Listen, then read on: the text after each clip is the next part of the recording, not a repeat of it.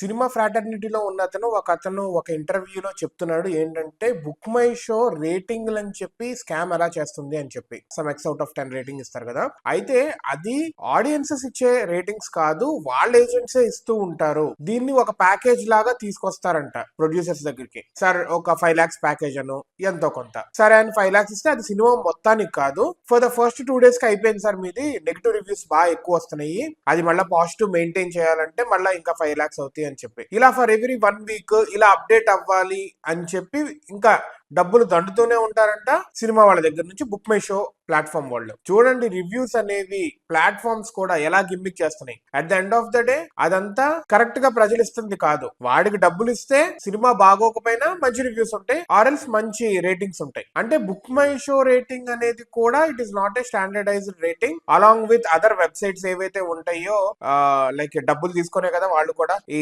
Telugu cinema వెబ్సైట్లు కూడా చాలా ఉంటాయి, వాళ్ళకు కూడా డబ్బులు తీసుకునే. సో మొత్తము ఇదంతా మనీ మీద నడుస్తుంది, కానీ జెన్యూన్ రివ్యూ అనేది ఎవరి కాళ్ళు పర్సనల్ గా వాళ్ళ బ్లాగ్ పోస్టుల్లోనో లేకపోతే ఫేస్బుక్ ఇలాగా ఇన్స్టాగ్రామ్ లో పెట్టుకుంటారే కానీ, ఒక లైక్ పెద్ద ఐడెంటిటీ ఎంటిటీ లాగా, ఒక పెద్ద ఎంటిటీ లాగా ఏదైనా రేటింగ్స్ సంబంధించి నడుస్తుంది అంటే that is running with money అనే వీళ్ళు క్లియర్ గా చెప్తున్నారు. So we have to see జనాలకి మాత్రం correct responses or else correct information రావట్లేదు ఈ రేటింగ్ల ద్వారా మాత్రం.